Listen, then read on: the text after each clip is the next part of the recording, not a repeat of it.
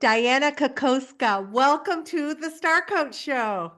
Oh, it's so fun. I'm so excited. Thanks for the opportunity.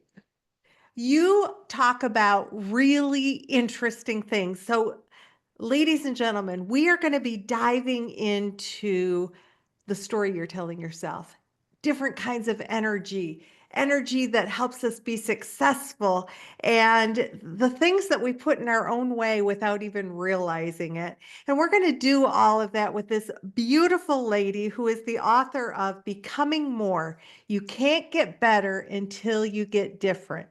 Now, wait, let me say that again. Becoming More, you can't get better until you get too different. I said it wrong, but I got to tell you that it was the title of her book that I thought, as coaches and leaders that help people kind of thrive, don't we want to kind of look at where we are and where we ultimately want to be? And where we want to be is often too different.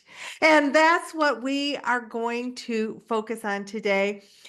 Dianna is an award-winning entrepreneur. She is a former CEO. She's a business leader. She's an NLP practitioner. So for that's neuro-linguistic programming. For anybody who's like, what's that? That's cool stuff. That is stuff that really helps us think differently and engage in a way that maximizes who we are as human beings. Dianna has done work with John Maxwell, correct? Yes, he's And been we'll a talk, mentor. yeah, that he's your mentor. You've done work.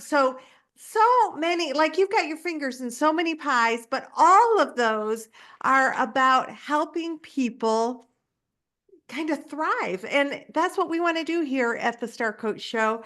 So we talked about all the different things we want to talk about. And we got so excited about it that we were like, you know what? We're just going to have a conversation. So, with that, if we were to start in that place of mindset and changing our story, I'm just going to throw that out and say, Dianna, where do we want to take that piece?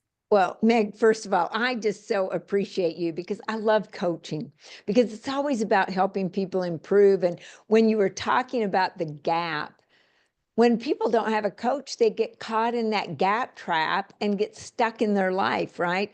And they're stuck in this story that they've made up. And as you already know, Meg, and the people listening, every story has a victim, that has a villain, and it has a hero. You look at every movie, that's the way it always is. And so we get to choose which character we're going to play in our life. And I don't know about you, Meg, I've played them all, right? Oh, gosh, yes. Probably today I've already played them all. It can happen. And yet when we think about it, like the victim, they're the target, they're the whipping post, they're the fall guy. And of course, the villain, oh my goodness, they're the brute, they're the bully, they're the ones that are coming after people. And then the hero. Those are the ones that are the overcomers, the achievers, the rescuer, the warriors, the champions. And when we think about our own story, so many people have given the pen to other people. I mean, it's like they don't realize that they're the creator, the main character. Some of them are playing the main character in somebody else's movie, right? Or a stand-in in their own story. Then they have to be their own crusader and they have to be the champion because nobody else is going to do it. If you give that pen to somebody else, what kind of a story are they going to write for you? They're going to write one that benefits them. Now, Well, of Meg, course they are. Yeah. yeah, what did anybody ever tell you that you were to write the story of your life? Nobody ever told me that when I was a kid. Yeah, probably not. When I mean, it's for those of us who have sort of gone into this line of work and have about creating positive changes in our lives and other people's lives. But no, as a young girl growing up on a farm in Michigan, one of nine, nobody said, like, Meg, what's the story you're going to write for yourself? Yeah, and so when we think about this, and I know this sounds creepy, yet in my book I say write your own eulogy. Write it out and then reduce it down to a couple of sentences. And now you know every day you wake up, who are you being? Who is it that you desire to become? So when your days on this earth are over, and you know what? That eulogy changes. The one that I wrote when I was in my 20s is much different than the one that I write today. Yet about, probably 25 years ago, I settled with, she added value to others and she made a difference. And that was it. And so now 7 a.m., my phone goes off. What will you do today to add value to others? And at 7 p.m., Meg, it goes off and says, what did you do today to add value to others? So it kind of keeps me on the straight and narrow. Love that. And often we think about how people are perceiving us or how, but really we have that power. So to Diana's point, what do you want people to say when you're no longer on the earth? And if you know that now, you can then be intentional. I love that you've got an alarm at 7 a.m. asking you a powerful question and at 7 p.m. in alignment with how you want to be. Oh my gosh, that's beautiful. Well, yeah, because then we can start acting that way, right? And the Correct. stories, they come from our inner world. A lot of people think it's the exterior, the external world that really matters. And as long as we think the external world is more important than the internal world, we're going to have a rough life, for heaven's sakes, right? And you stop and you think about, how have we been living up to this point right now? And if we don't like that story, the greatest part about it is we have the opportunity to change the story, because we've trained our brain to think the way it thinks right now. And we can train our brain to think a different way if that's what we desire to do. We can do it with intentionality. And that's what the book does. It's literally an owner's manual for life. Love that. Because we know that 90% of success is our mind, right? Our mindset, the way Yes, we're thinking about things, the way we're engaging. Now, another really important element is the energy we give up, the energy that we yes. live in. So, can we talk about the four energies of success? Well, I love the four energies of success. I in college, I majored in physics and math, and I got to work in the physics lab. And oh, Meg, it was so amazing. All the energy, and I learned about energy and quantum physics. I mean, my life changed when I saw how many possibilities that were out there. And so I came up, I believe there's four energies that we have to have for our success. One is confidence. I mean, I had a gentleman, Greg Smith, ask me one time, Dianna, what do you think is the most beautiful thing about a woman? I sat there for a minute and I thought, I've never thought about that. I thought, well, I guess it would be maybe her eyes, maybe her smile. And he goes, no, it's her confidence. And I went, oh my word, he's absolutely correct. You've seen it, that energetic calling card that we all have, it reaches people before we could ever hand them a business card or even say hello. They feel the energy. We're like this big satellite dish broadcasting all the time, right? So confidence is one.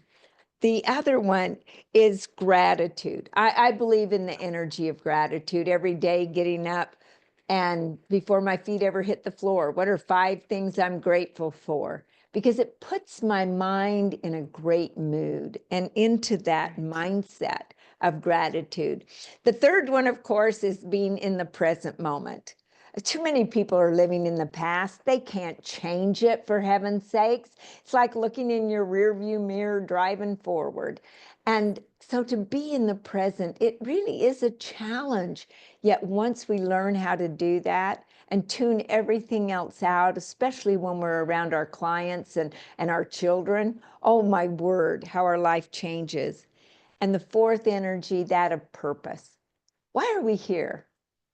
Why were we put on this earth? Do we know our purpose? And if not, then let's find our purpose, live our purpose. And that's going to give you great energy.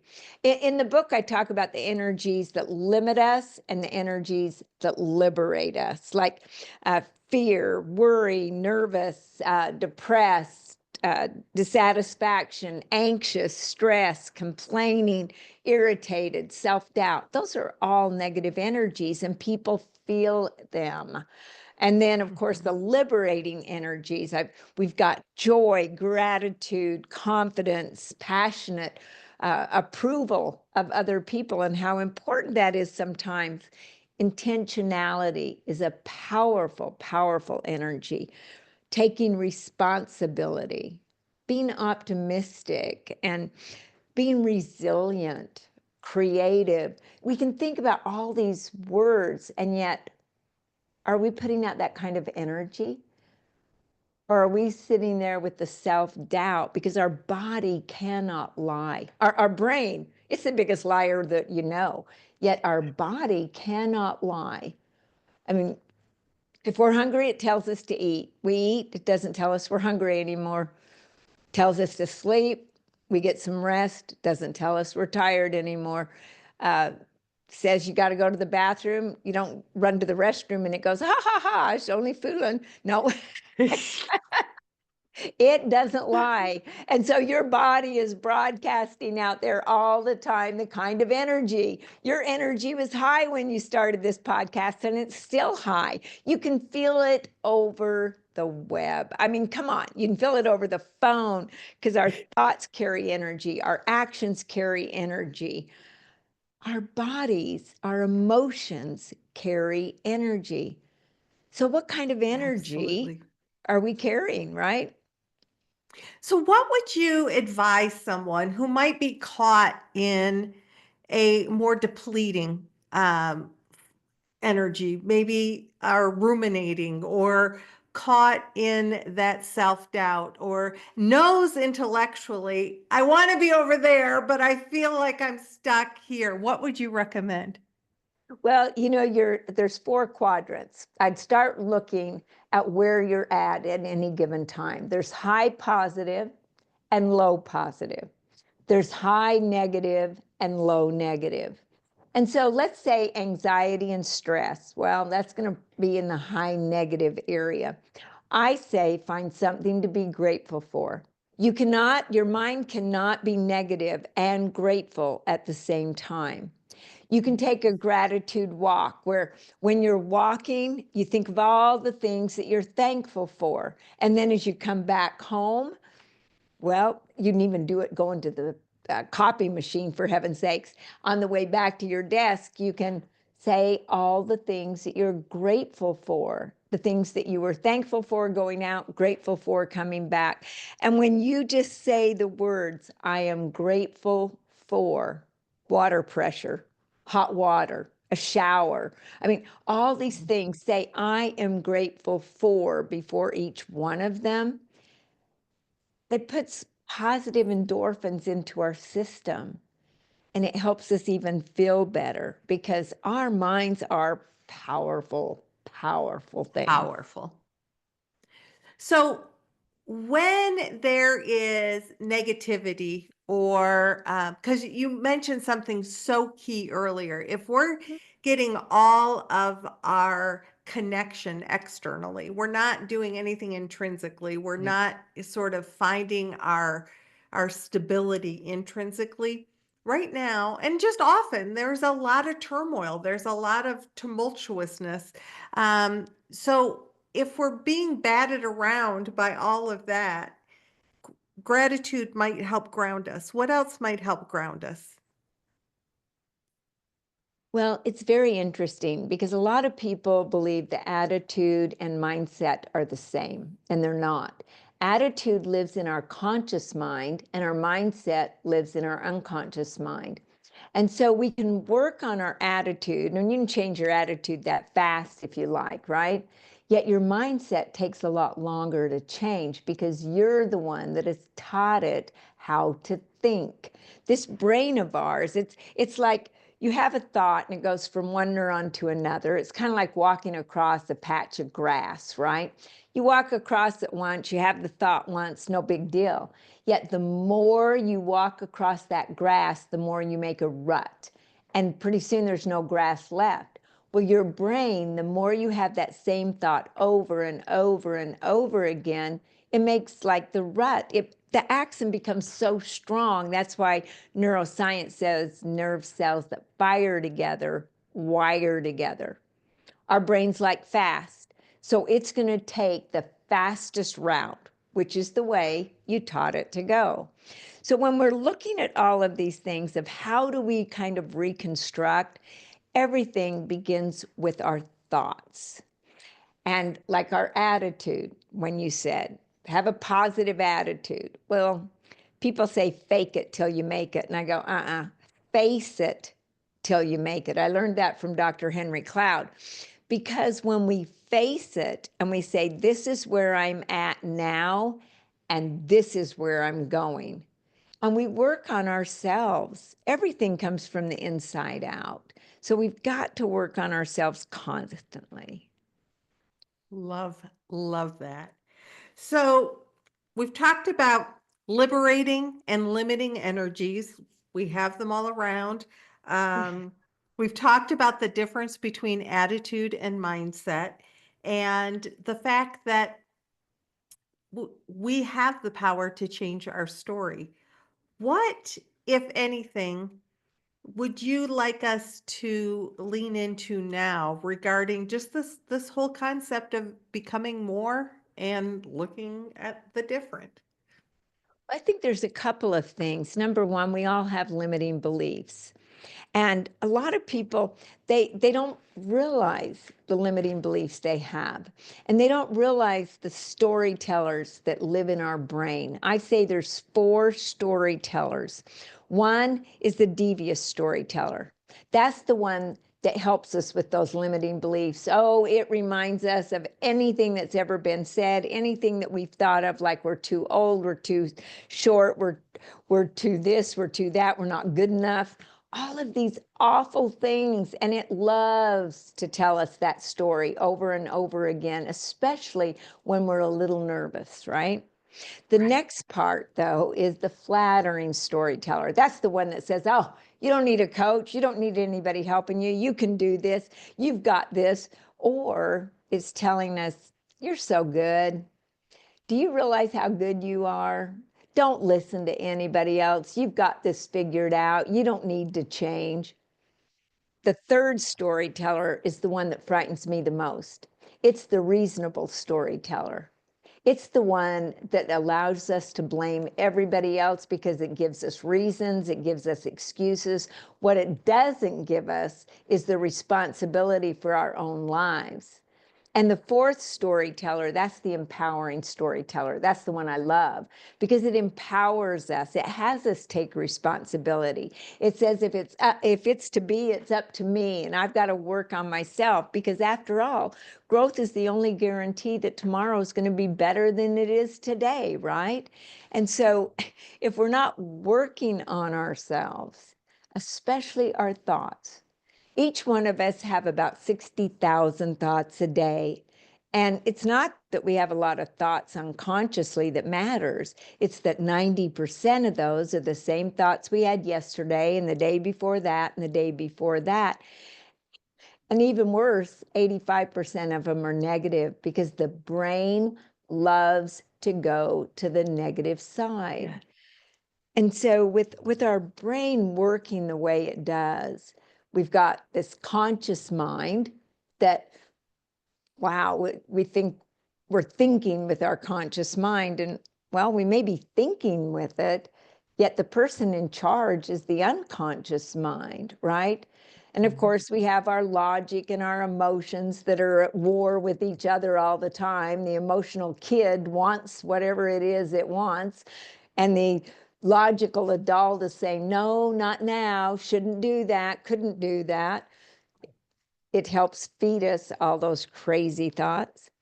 Yet here's what is interesting to me. The conscious mind is the goal setter. The unconscious mind, however, is the goal getter. And so we don't realize the way that we think in our unconscious mind. So we have an assessment that will be coming out in the next couple of weeks is what is your mindset? And when I say mindset, there's over 150 mindsets that I found in neuroscience books. Yet I've narrowed it down by looking at great people like John Maxwell, who's been my mentor for 28 years. And I mean, he and I are doing a mentorship program with other people now where I do a call, he does the call. It's been so much fun. And I looked at him, I looked at Ed Bastian over Delta Airlines, I looked at Nito Cobain at High Point University, I've looked Kevin Turner, Bill Gates. I mean, just reading about these people and watching them, you can kind of choose out of all these 150. Well, I narrowed it down to 7 that limit us and 7 that liberate us.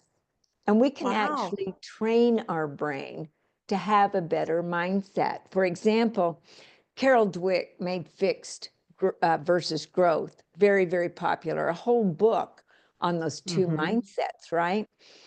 Well, that is the crux of it all. Yet there's entitlement versus gratitude, doubt versus confidence, scarcity versus abundance. That's a big one in the world today. That's a huge, big one. Yeah. So many people are into scarcity and they don't even realize it. And then, of course, there's negative and positive, hubris and humility and judgment and curiosity. And so, back to what you said earlier about attitude and that, see, you can have a positive attitude. And if you have a judgmental mindset, you're going to present the judgment or the criticism that you have in a nice way. Whereas if you have a curiosity mindset, your attitude will determine the questions that you ask people. So all of this working together. And one of the biggest things I found with people out there when it comes to scarcity and abundance is that in our subconscious mind, we all have a financial thermostat. And that financial thermostat we've set for ourselves. Now, what is that financial thermostat? It's just like the one on the wall. It's interesting to me, Meg, because if you set it at 72 degrees and it gets 75 in the room, we all know the air conditioner comes on. And if it gets down to 68 and we set it at 72, the heat comes on. Well, that's kind of like what happens to us. If we get close to that financial thermostat, even if a windfall comes our way, we'll find some way to sabotage it because we're going to stay within that financial thermostat. And when we get too low and we're not making enough, we'll turn the heat up. We'll take on an extra job. We'll do whatever it takes to get back up. So I help people literally raise their financial thermostat, and not because it's all about money. It's about the good that money can do, right? Right. Well, and once again, getting away from scarcity, operating out of scarcity. If our Right. thermostat is set too low, we're going to consistently be in that scarcity mindset instead of abundance as well. So good. Oh my goodness. I could just talk to you for days. As we're wrapping up our time, what do you want to be sure that people walk away thinking about? Growth for themselves. What are they doing to become more? And I have a model in my book from being who you are today to becoming better, to becoming more, to change the story, whatever story you have. It could be a great story, yet that story could even be better. It could be more robust. It could be helping more people. So I don't care what your story is right now. We don't change the story by fighting existing reality. We change reality by changing our story. And when you follow the model and work through this workbook, this owner's manual for your life, you will help change the story into a story and into a legacy that you're proud of. So good.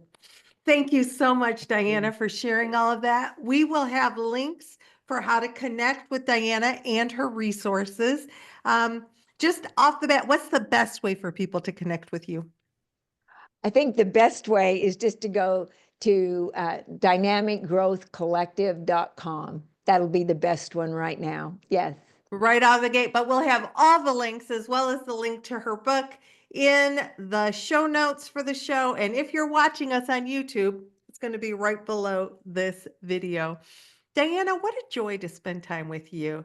As you said, joy as one of the liberating energies, I thought, I'm feeling so much joy being with Dianna right now. Thank you so much. I love your show. I know that you're helping a lot of people. And just the fact that we got to add value at 7 p.m. tonight, I'll be able to say yes. Yes, I love that. So, as we wrap up today, I just want to thank all of you for being here and enjoying this interview, just like I did with Dianna.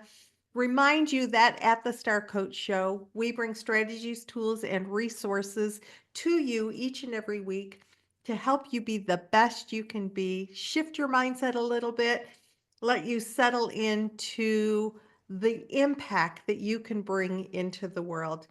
I believe that we're all here on this earth together for a reason, and it's not to put each other down or to um, should all over ourselves. It's to do the heavy lifting together.